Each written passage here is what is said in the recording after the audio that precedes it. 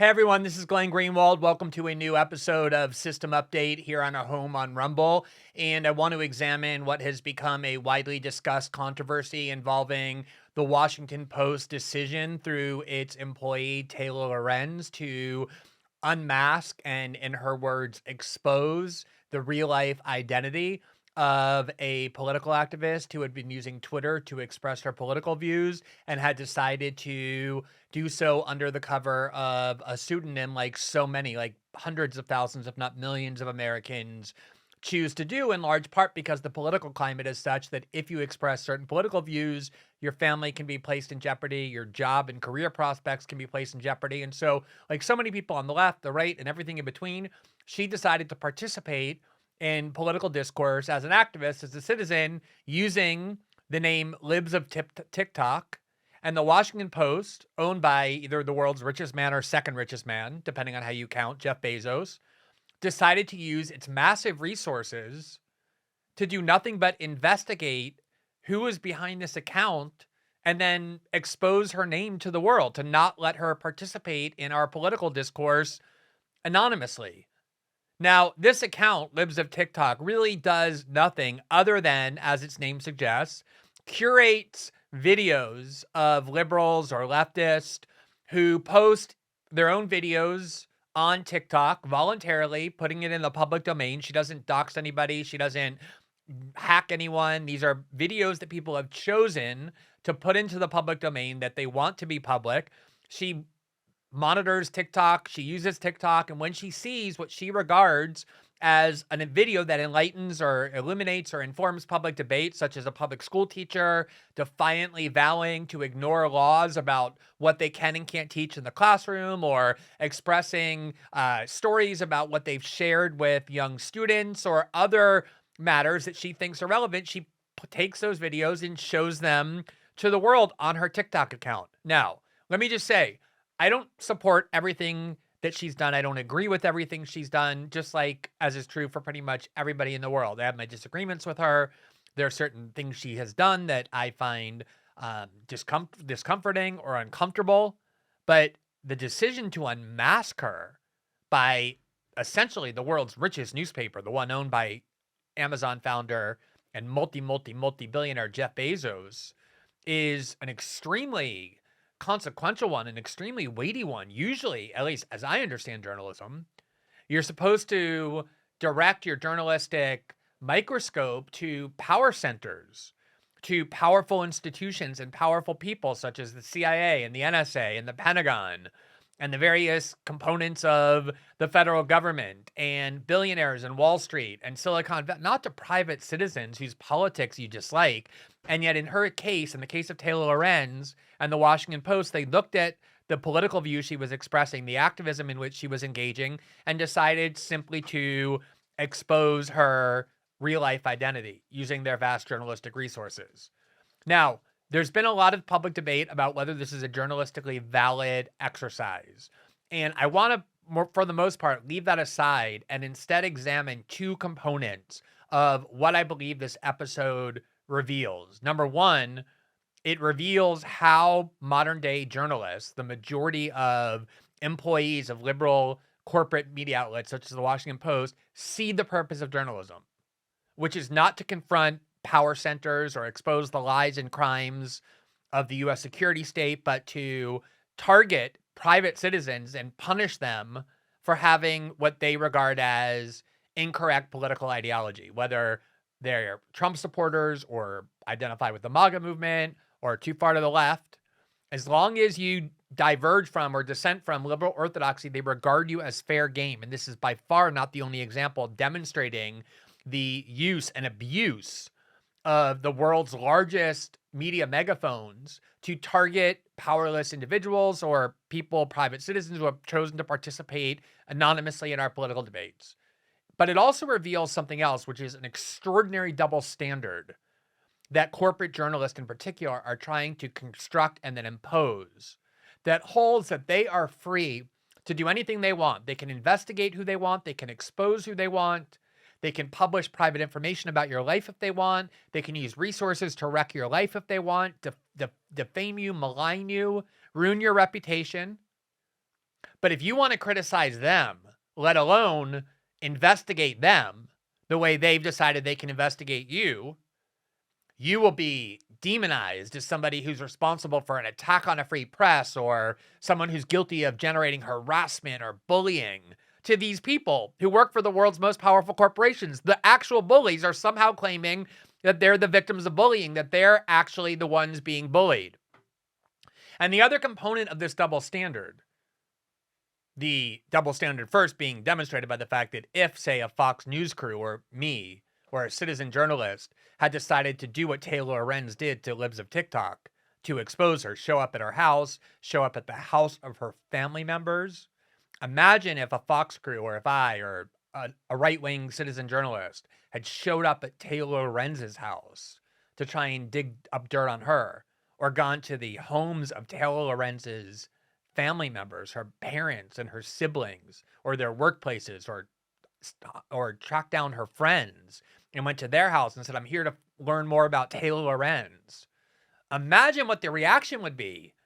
The media that is supporting what she did here would declare some sort of national mental health and press freedom crisis, that someone like Taylor Lorenz was being attacked. If you try to investigate her, it's considered an attack or harassment. But when she wants to investigate you, even if you're just a private citizen who doesn't work for any powerful institution, that's considered valid, even noble and heroic journalism, as long as you have the right ideology. And that's the other component of the double standard, is that the only reason the corporate press is cheering what Taylor Lorenz did is because the person she doxed and exposed has a conservative ideology. If she were, say, an activist on behalf of the Black Lives Matter cause, or if she were a trans person or a gay man on behalf of the LGBT cause, or any other kind of marginalized identity that the liberal left venerates, obviously the people justifying this would be screaming bloody murder. Oh, you've endangered this Black person or this trans activist or this LGBT activist or this feminist by throwing her to the wolves and dishonoring her choice to remain anonymous. Obviously, they would be saying that they only did it here and are only supportive of it here because she has the wrong ideology. There's no journalistic standards at play at all. No journalistic principles whatsoever, only political and ideological ones masquerading as journalism, which is something that is probably the single greatest pathology plaguing how the corporate media purports to do journalism. So I want to look at what was done and then what I think it means. Now, this first became public when Taylor Lorenz, who until a couple of months ago was a reporter with the New York Times, she quit the New York Times and went to the Washington Post, where she now works, wrote a letter to Christina Pushaw, who is the press secretary to Governor Ron DeSantis, the Republican governor of Florida. And she told her, quote, I'm a tech reporter at the Washington Post. We are running a story exposing the woman behind the Libs of TikTok account. Our story mentions your many interactions with the account and praise of it. If you'd like to offer comment, please let me know within the next hour. She gave her 1 hour. She just shot her an email, gave her an hour to comment. What if she wasn't by her computer? What if she was in a meeting? It's just this is a fraudulent practice they do to be able to say they asked for comment, but obviously not giving the person sufficient time to comment if they don't like the person. You can give me a ring if you prefer. So Christina Pushaw published this email in which Taylor Lorenz was threatening, in her words, to expose the woman behind the Libs of TikTok account. Now, you can see here the text of the email a little bit better. Now, when she did that, when it was clear that Taylor Lorenz had announced, we know who this person is and we're ready to publish it, the woman who runs the Libs of TikTok account tweeted, quote, Hi, Taylor Lorenz. Which of my relatives did you enjoy harassing the most at their homes today? And after she tweeted that, she contacted me by DM and described to me this photo she had. There you see Taylor Lorenz outside of the home in Los Angeles of this woman's relatives, not even her own house, of her relative's house. She went there to badger her relatives and to demand information about her. You can see she courteously covered her face with a mask, which I'm sure everybody appreciated, but I'm sure they did not appreciate having her come onto their property and try and badger her family to get information about this person who has chosen to remain anonymous. Now, again, if you want to say this is journalism, going to the house of the relatives of a private citizen to unmask them. I want to see somebody go and do this to Taylor Lorenz's house or to the homes or workplaces of Taylor Lorenz's mother and father and brothers and sisters and friends, and go outside the door and pound on the door and demand information about Taylor Lorenz. Say you're investigating her.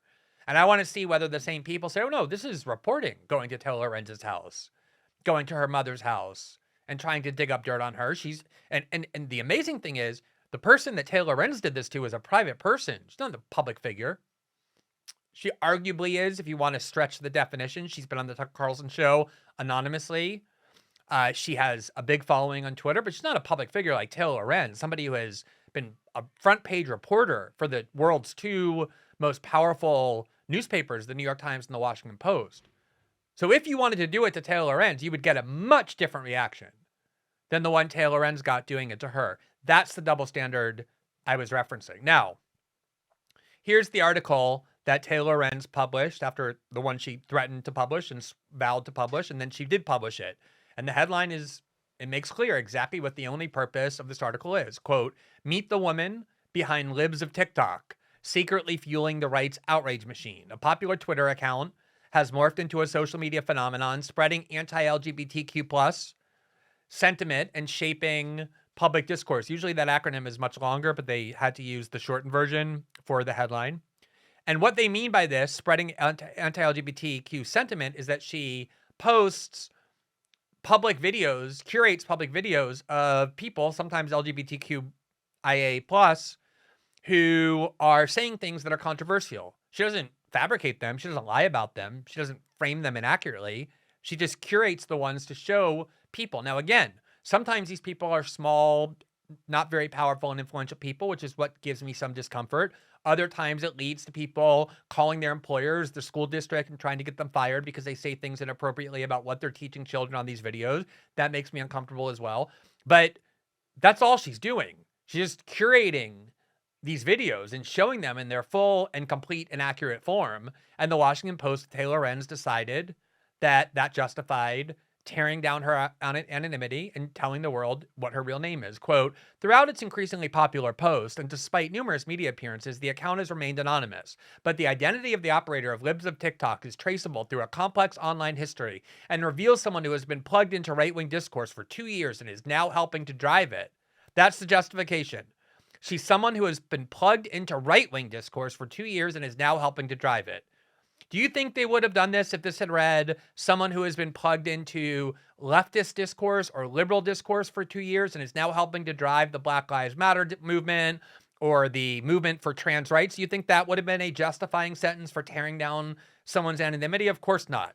Quote, Chaya Rachik, that's her name, had been working as a real estate salesperson in Brooklyn when in early November 2020, she created the account that would eventually become Libs of TikTok. So she's not a powerful person. She works at selling real estate in Brooklyn.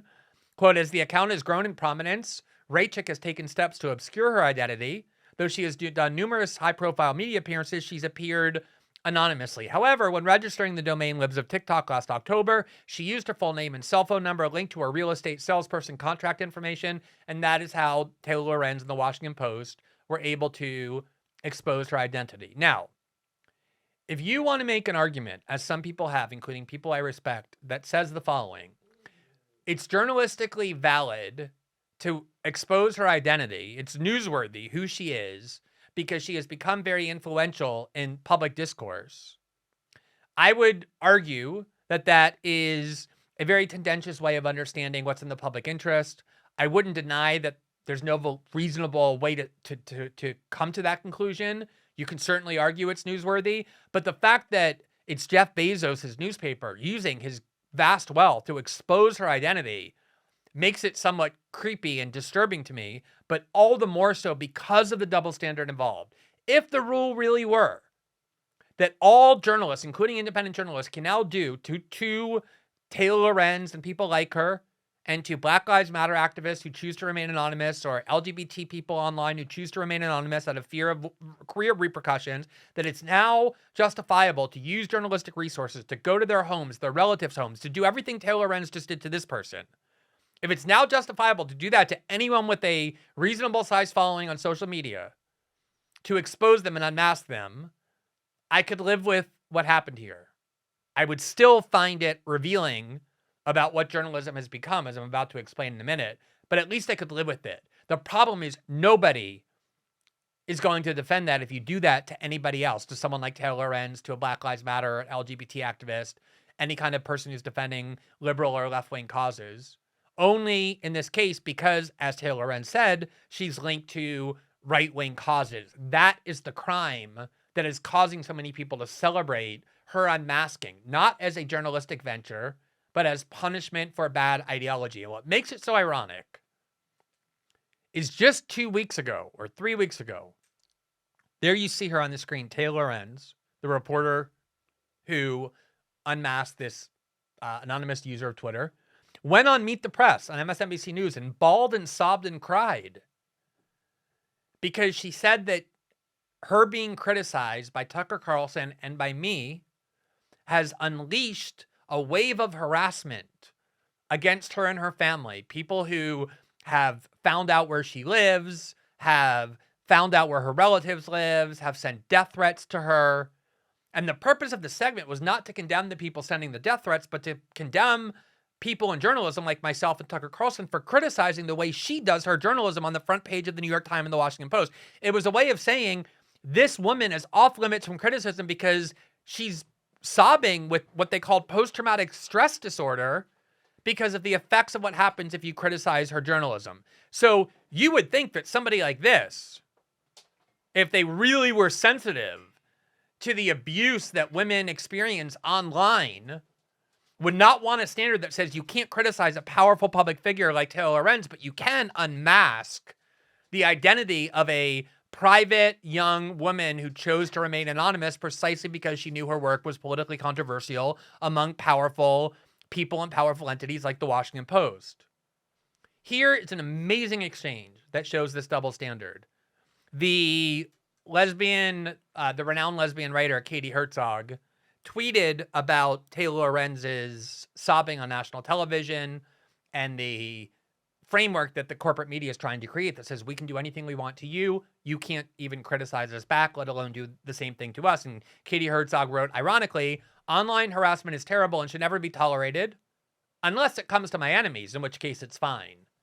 Which is exactly the standard these corporate media outlets have created. Taylor Lorenz has the right ideology. She's a nice liberal.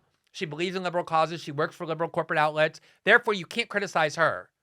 But all the people whose lives Taylor Lorenz have ruined through lies or just doxing teenagers and other people, if you criticize her, you're now guilty because you have generated harassment and bullying and hatred for Taylor Lorenz. Do you see this double standard? They can investigate private citizens. You can't criticize them. In response, this is what Taylor Lorenz wrote to Katie Herzog's ironic observation of this double standard. Listen to what Taylor Lorenz said just 2 weeks ago on April 3rd. I know you're joking, but doxing, stalking, trying to hurt and smear people's loved ones, threatening them, it's not okay in any situation. It's not okay in any situation because it has very real consequences. When she was talking about herself, a public figure who worked for powerful newspapers, she proclaimed, she decreed the rule, doxing and stalking and trying to hurt and smear people's loved ones is never okay in any situation because it has very real life consequences. 2.5 weeks later, she goes and unmasks somebody whose only crime was to participate in the public discourse from a conservative perspective. Why was doxing and stalking and trying to hurt and smear people's loved ones suddenly okay when she just said it's not okay in any situation when talking about herself? Now, the reason I find this important enough to discuss is because of what it reveals about how this new group of employees of giant media corporations who are given the HR title journalist actually see journalism. And to contrast it, I want to explain how I've always seen journalism. The reason why in 2005 I left the practice of law and decided to go into covering politics as a reporter and a journalist and a commentator and an analyst. This is how I understood journalism when I was 8 and 10 years old. Here was one of the most impressionable events for me. I was only 4 at the time when it happened, but I got obsessed with it throughout the rest of the decade into being 10 and 12 and pre-adolescence and adolescence, when Daniel Ellsberg, who was working inside the Pentagon and then for the Rand Corporation, leaked the Pentagon Papers to the New York Times, which revealed that for a decade at least, the senior leadership of the Pentagon was lying to the American public on purpose, telling the American people, we are close to winning the war in Vietnam, when internally they were not only acknowledging that they were nowhere near winning the war, but they were acknowledging explicitly that there was no way they could win, that the most that could happen is a stalemate, and that they were really losing the war.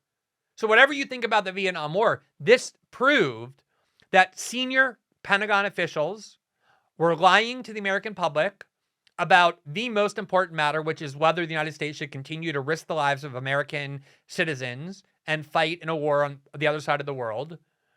You can't get more heroic than that. Daniel Ellsberg almost went to prison. He was indicted by the Nixon administration. They accused him of being a Kremlin agent, of working for Russia, which was completely fabricated. And the only reason he didn't end up being convicted and spending the rest of his life in prison is because of the Nixon administration's corrupt decision to break into the office of a psychoanalyst to try and steal his psychoanalyst files and expose his psychosexual secrets as a way of discrediting him. When the judge discovered that, she dismissed the case. Had that not happened, he would have spent the rest of his life in prison. This was an example of inspiring heroic journalism to me. The New York Times, the Nixon administration tried to censor the New York Times from reporting this before they did. And the New York Times fought them to the Supreme Court and won in one of the most important Supreme Court cases for press freedoms ever, when the Supreme Court said the government cannot engage in prior restraint. And the New York Times won and proceeded to publish this reporting. Look at what this reporting was. It confronted the most powerful people in the country: the Pentagon, military brass, the Nixon White House, the Johnson administration and senior officials, and all the lies they were systematically telling. And then the New York Times confronted the United States government itself, fought them to the Supreme Court for the right to publish these documents. They were being threatened with imprisonment and all sorts of other things. This is what I learned journalism was. Here you see Daniel Ellsberg speaking to reporters outside a courthouse in Los Angeles, where he faced a potential 115-year sentence in 1973. It's the Associated Press caption on that photo, and he's explaining there why he chose to be a whistleblower of the kind that Edward Snowden and Chelsea Manning and others subsequently became as well. This was the book and the film that probably was the one that influenced me most as a child, All the President's Men. It was a film that was released in 1976. There was a book written by the two young Washington Post reporters who exposed the Watergate scandal, Bob Woodward, who's played there by Robert Redford, Carl Bernstein, played by Dustin Hoffman. They wrote a book first. I became obsessed with that book. I spent hours. There was a glossary in the front of who all the players were, the people in the White House and the FBI and the CIA in the Washington Post. It was a story of two young reporters who took down the most powerful people in the government: the Attorney General, the Director of the FBI, CIA agents, and ultimately the President of the United States himself. That's what I learned about journalism, is it's about confronting the most formidable power centers and exposing their crimes and secrets. And then shortly after, I decided that I wanted to go into journalism during the War on Terror to basically work on confronting the U.S. security state, what I perceived as the assault on civil liberties in the name of the War on Terror, the neocon-led War on Terror.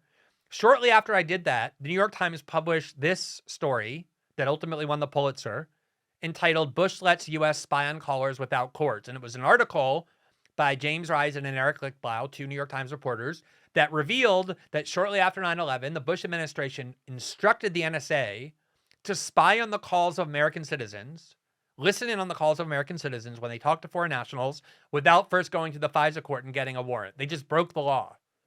That's what journalism was to me. And I became obsessed with this story. I wrote about it for the first 6 months of my career as a writer about politics. I wrote a book about it in 2006 about this scandal.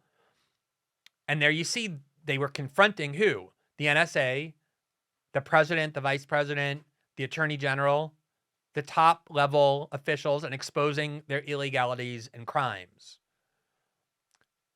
During the early part of my journalism career, we had the Panama Papers, which was a gigantic database of where the world's wealthiest people hide their money in offshore tax havens to avoid paying taxes to their country. That took on the most powerful billionaires and the wealthiest oligarchs in the world, sheiks and monarchs and Western billionaires of all kinds, confronting real power centers. Here, another article, just a week after I began my journalism career, was an article by the Washington Post reporter Donna Priest. She won a Pulitzer for this. She exposed that the CIA was maintaining secret dark black sites in various countries in Eastern Europe where they would take detainees and interrogate them using torture and keep it out of the eyes of the network of human rights organizations that typically inspect detention centers of war detainees to make sure they're prisoners of war, to make sure they're being treated in accordance with the Geneva Conventions and other legal conventions. They purposely created black sites, off the map black sites, to interrogate these detainees away from the prying eyes of human rights organizations. Now, you can have whatever opinion you want about the war on terror. You like it, you don't like it.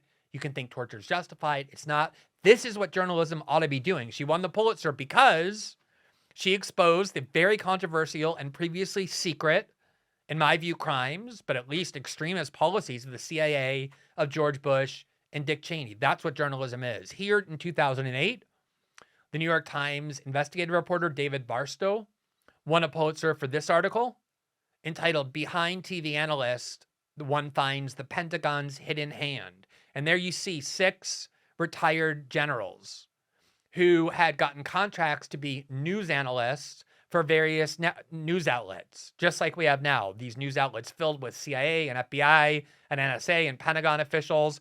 He revealed that while they were posing as independent news analysts, they were actually coordinating their talking points through the Pentagon. So the Pentagon was giving these people who are posing as now independent retired generals talking points, propaganda, pro-Pentagon propaganda about what they should say without revealing that they were all coordinating their messaging. He won a Pulitzer for that because he fulfilled the highest role of journalism, the real function of journalism, which is exposing the secrets of the most powerful agencies.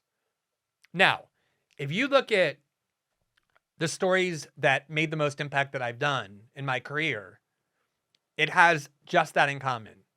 I don't use the resources of billionaires or media outlets to target individual citizens, private citizens.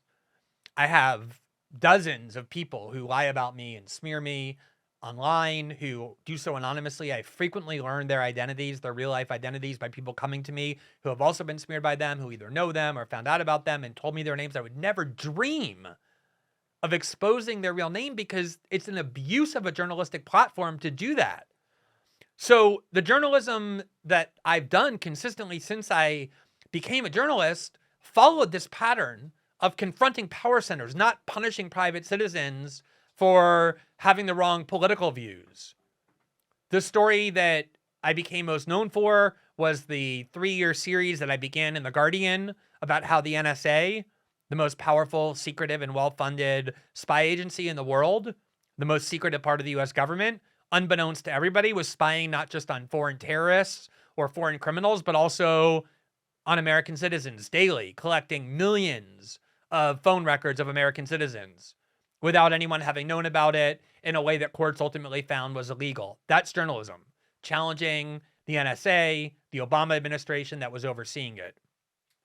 Here in 2019, the Washington Post described what I would describe as my other most consequential story, the 1.5-year expose I did in Brazil. And the headline was, Glenn Greenwald has faced pushback for his reporting before, but not like this. And it describes a little bit of what I went through and what I was doing. Glenn Greenwald was jittery. He had another big story in the works. And the atmosphere around his home office was frenetics, dogs barking, 27 security cameras filming, big men with guns standing guard. For weeks, from a house transformed into a bunker, Greenwald had published allegations casting doubt on the impartiality of the corruption investigation that led to the imprisonment of former Brazilian President Luiz Inácio Lula da Silva and contributed to the rise of President Jair Bolsonaro. In 2 days, he would publish another story alleging that the judge who'd overseen the Lula's case, Sergio Moro, a national hero in Brazil for his role taking on corruption, had colluded with prosecutors to convict him. The material is going to come out, he said, even if they put me into prison. It went on to say that that threat of prison was very real since Bolsonaro himself had actually threatened it and numerous right-wing lawmakers were demanding it. Now, lots of people on the right didn't like this story. There were people on the left who loved the Snowden story, people on the left who hated it because it revealed stuff about Obama. With the Snowden story, there were people on the right who loved that reporting because they believed that the federal government had severely overstepped in its spying on individual American citizens, and also people on the right who hated it because they thought Snowden was a traitor for revealing the secrets of the U.S. security state, like many thought about Ellsberg. So that always is also the other aspect of what I try and do with my reporting is sometimes it serves a liberal agenda or a left-wing agenda. Sometimes it serves a right-wing agenda, but I never think about that. I think only about fulfilling the core function, which is exposing the secrets and crimes and improprieties of the most powerful actors in society. And in this case, it led to the destabilization of a right-wing government, the Bolsonaro government, the freeing of Lula da Silva, a left-wing political figure who now is the leading candidate in 2022 to become president and defeat Jair Bolsonaro in his election bid because of the reporting we were able to do. That, to me, is journalism. I spent years reporting on, in the later part of my career, the abuses of factory farms, the gigantic industrialized farms that torture and slaughter billions of animals that are a direct threat to family farms, that are a perversion of family farms. They use their influence inside the government, their wealth to control the government, to pass laws, making it a crime to expose what they've done. Here in 2017, we did a lengthy article on the abuses of pigs inside Smithfield Farms.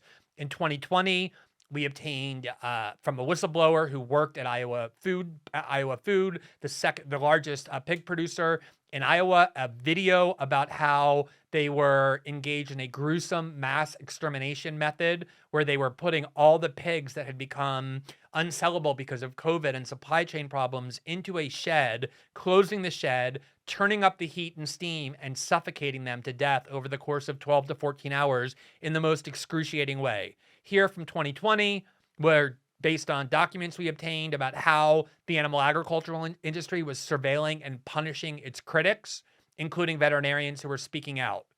One of the earliest stories that I broke was what the title of the story called The Inhumane Conditions of Now Chelsea Manning's Detention in 2010. So you see, taking on factory farms, taking on the NSA, taking on the prosecutors who unjustly put Lula da Silva in prison, exposing the Obama administration's abuse of a left whistleblower who was popular on the left, covering extensively how WikiLeaks was publishing the secrets and crimes of the world's most powerful political and military leaders. And then when I moved to Substack, here from 2021, an interview with a former Guantanamo detainee about the abuses of the first war on terror to understand the civil liberties assaults taking place in this new domestic war on terror launched in the name of January 6th. Lots of coverage of how the investigation into 1-6 and the Congressional 1-6 Committee have been trampling on civil liberties, so challenging and exposing the secrets of the Congressional 1-6 Committee, obviously something that is more popular on the right and not on the left. Here again, Congress's 1-6 Committee claims absolute power as it investigates citizens with no journalistic limits.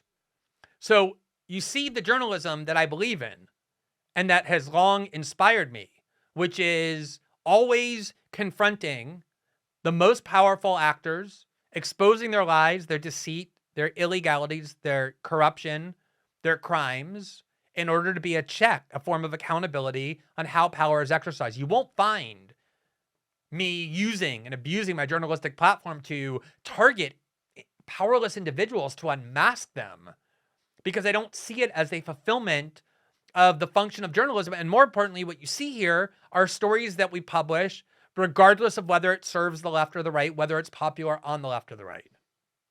Now, this is in complete contrast, this history of journalism that I went through from the people who inspired me, from the journalism I've tried to do, with how modern day journalism is understood. Ever since the election of Donald Trump, corporate media has radically transformed. All of the worst attributes and qualities it has long harbored became the dominant ones because they convinced themselves that Donald Trump and his movement were such a threat to all things decent, to liberal democracy, to every kind of value they believe in, political value they believe in. They convinced themselves that Trump is essentially a new Hitler and his movement was a Nazi party, that anything that they did in order to stop it was justifiable, and particularly became to believe that the real threats, the people who needed, or the entities that needed checking and accountability, were no longer the CIA and the Pentagon and the NSA and Wall Street and Silicon Valley, all of whom were their allies in trying to undermine and subvert Donald Trump before he was elected, and then once the American people elected him as president. They didn't regard those agencies and those power centers any longer as their enemies. Those were their allies. Those were the agencies that fed them information to use against Donald Trump. That's where Russiagate came from. It was a CIA concoction. The Steele dossier came from British intelligence. These are the entities with whom they aligned and started serving.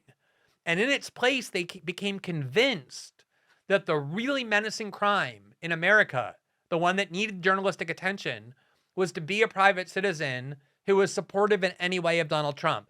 As Taylor Lorenz said when justifying unmasking the woman who ran the Libs of TikTok account, she was connected to right-wing causes. That's enough justification.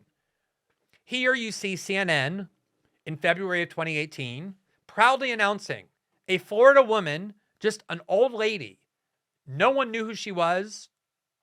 She had no power at all.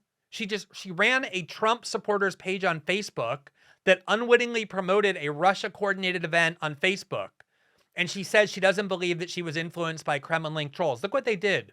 They went to her house. There you see a CNN reporter. Here you see this old lady in her modest home, guilty of nothing other than being a Trump supporter and promoting an event that CNN claimed was organized by the Russians, just like Taylor Lorenz went to the home of the citizen who she regarded as too right-wing and needed exposure. That's what CNN did here too, and they confronted her on her front lawn. They accused her of promoting Kremlin propaganda and exposed her and her name to the entire country. Listen to what they did. But what part of it in this is a cover-up? What, are you saying that's not true, or what? The Russians, I don't care if they were involved or not. That to me is the least important thing. But they were involved with you. Did you guys know that? They weren't involved with us. Just make sure that you report it correctly, But you guys were involved with being patriotic, right? Very, very patriotic, but not... Being patriotic was the group that contacted and helped organize some of these activities that you posted on your own Facebook account. Those were legitimate. Those were Russians. They were not Russians. I don't go with the Russians. That group was Russian. I have nothing to do with the Russians. Apparently you did. No. Maybe you didn't know it, but you did. When you're talking like this, I don't want to have anything to do with you. Well, Have you seen anything more pathetic in your life than that? CNN, a gigantic media conglomerate, sends this guy who thinks he's being brave, who thinks he's speaking truth to power. Do you see his posture? You were with the Russians. Badgering this woman on her front lawn. She has no influence of any kind. She maintained a tiny little Facebook page. Her crime was she supported Trump. And she promoted an event by a group calling itself the Patriots that CNN claims was somehow connected to the Russians. Everyone was connected to the Russians and CNN. And they went to her front yard and filmed her and confronted her and aggressively badgered her and accused her of somehow being a Kremlin agent, an unwitting Kremlin agent. And they were proud of it. They promoted this. They put it on their Twitter feed. They broadcast it on CNN with her name. And you see how tough he thinks he's being? This is who they are. This is who employees of corporate media, of media corporations are. They believe that their function is to go and confront women like this. Not the CIA, not the NSA, not the Pentagon, not Democratic politicians who control both houses of Congress, not the Wall Street oligarchs or Silicon Valley billionaires who give tons of money to these people, private citizens. This is what journalism is now. Corporate journalism is. That's what Taylor Lorenz did. And Taylor Lorenz herself built her career on doing exactly that, on targeting completely powerless people. Here's an article back when she was writing for the Daily Beast in 2018. Look at this headline by Taylor Lorenz. The Instagram stars hiding their famous Muslim-hating mom, Pamela Geller. 3 sisters had become mild influencers on Instagram. Their crime? Their mother had views that I regard as odious and that Taylor Lorenz regarded as odious. And Taylor Lorenz set out not to expose the mother, but to expose the daughters who wanted to maintain a distance from their mother for whatever reason. They didn't believe in her politics. They didn't want it to reflect on them. And she went and targeted these extremely young women to try and ruin their reputation because of the politics of their mother. This is what the Daily Beast and Taylor Lorenz did. Here in The Atlantic in March 2019, headlined, "Instagram is the internet's new home for hate." She went and dug up a bunch of old tweets that she regarded as politically misguided or bigoted or problematic about a bunch of TikTok or Instagram stars. This is how she built her career. This is how she catapulted herself to the New York Times and the Washington, not targeting power centers, but teenagers and influencers, people with no power. That's what she does, at the same time claiming that she's the victim. Now, here was an event people have forgotten from July of 2017. I wrote about it at the time. What had happened was a private citizen created a meme of CNN being bashed in the head by Donald Trump. And Trump saw it somehow, and he tweeted it because he liked it. It showed him, I don't even remember the exact meme, but I think it was him punching CNN in the face or riding over them in a train. CNN went and investigated who it was who created that meme. And they threatened to expose him unless he vowed to them to apologize and never do it again. I wrote at the time, this is quoting the CNN article. This is their statement on their anonymous critics. CNN is not publishing Hana Holsolo's name. That's the screen name he used, but they got his name, but they said, we're not publishing it because he is a private citizen who has issued an extensive statement of apology, showed his remorse by saying he has taken down all his offending posts, and because he said he is not going to repeat this ugly behavior on social media again. Do you see what happened here? This thuggish behavior? CNN went to their critic, a private citizen with no power, and they said, we know who you are, and we're going to publish your name. We're going to wreck your life. You're not going to be able to get jobs with any liberals who dominate many industries. You may be a pariah in your neighborhood, maybe even your family. We're going to reveal that you were the one who created this meme criticizing us unless you beg for forgiveness, apologize to us, and vow never to do this again, never to criticize us again, never repeat this ugly behavior on social media again, meaning creating memes critical of or demeaning of this gigantic news corporation. That they were proud of this. They announced they were doing this. We got his name.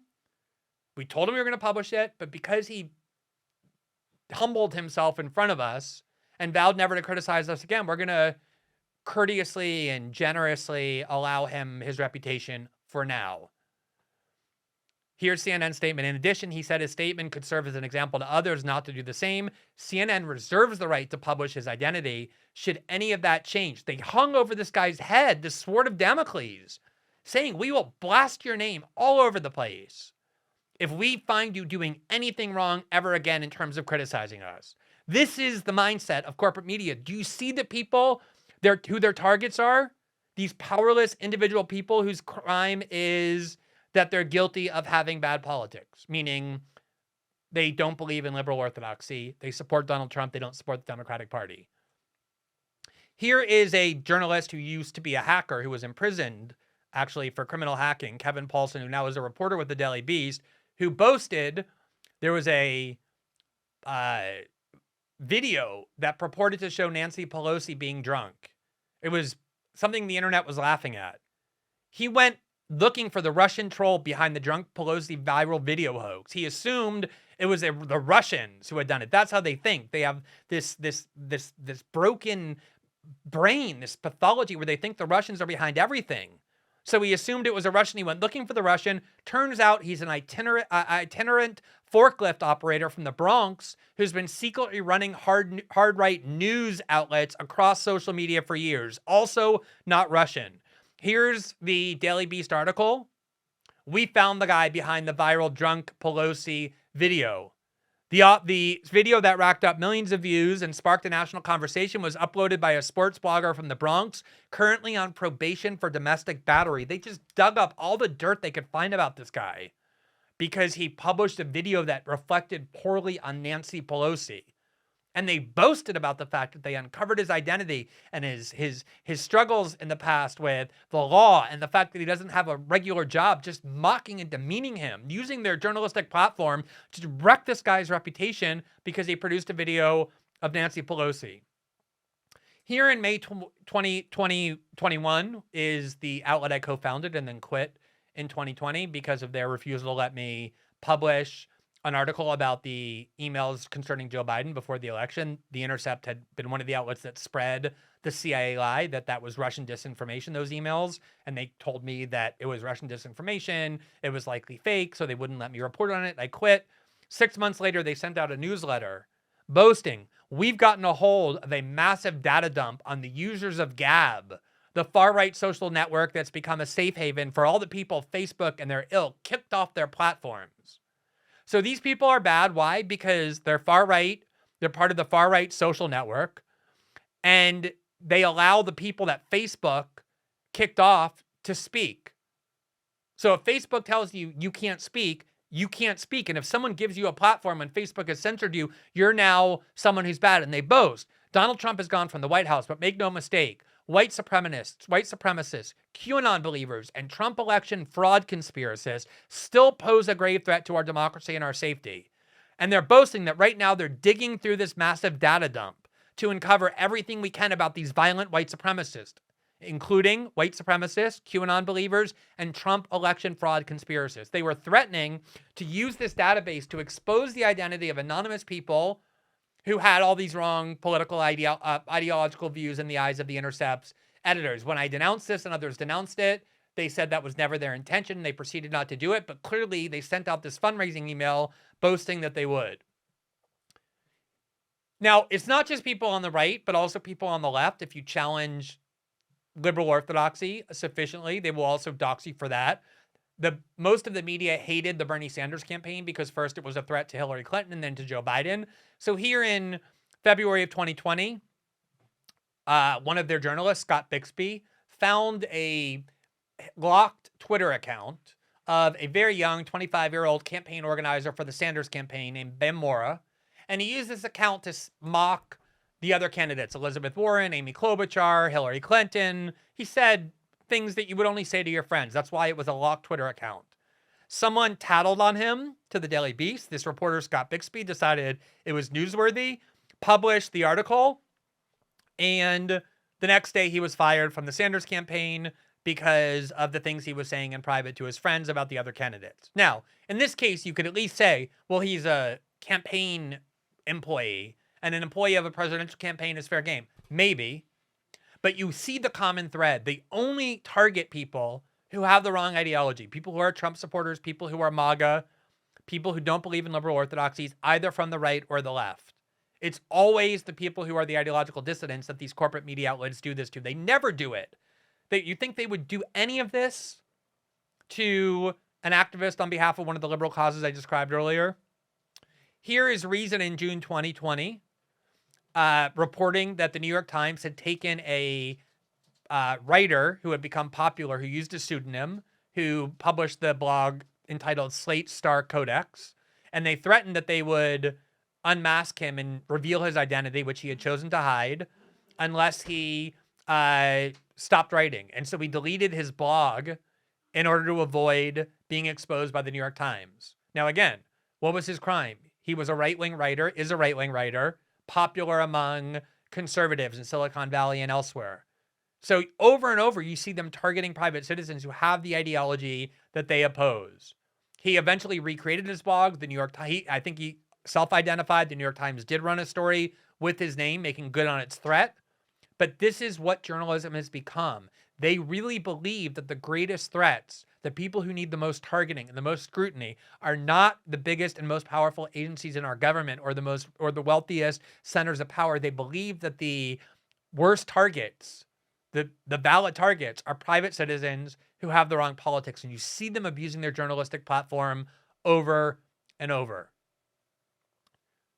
Now, again, what is so remarkable about all of this is it was not even a month ago that these same reporters cheering Taylor Lorenz for having gone to this woman's house and gone to the house of her relatives were demanding that everybody support her because she was sobbing on national television over the harassment she gets when, in her words, people published information about her and her family.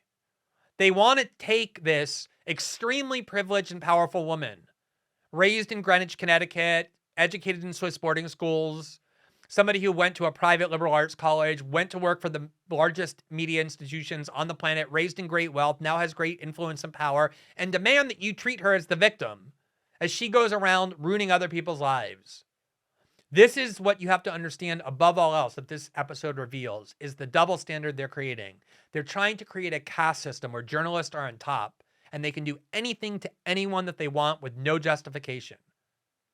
And if you even criticize them, let alone return the treatment to them, shine the light on them the way they're doing it to you, this is the result. You'll be accused of causing misogynistic abuse, post-traumatic stress disorder, an attack on a free press. Do not believe any of this. These are extremely powerful actors, unlike the people they target. They have great influence on our public discourse, on how people understand the news. They are absolutely legitimate targets for journalistic scrutiny and every other kind of critique and scrutiny, precisely because, as I said earlier, the real purpose of journalism and a free press, which isn't just for large media corporations, but for every citizen, is to hold accountable the most powerful people in society. That does not include private citizens with bad politics, but it definitely includes the people who exploit these journalistic platforms funded by people like Jeff Bezos to advance their political agenda under the guise of journalism.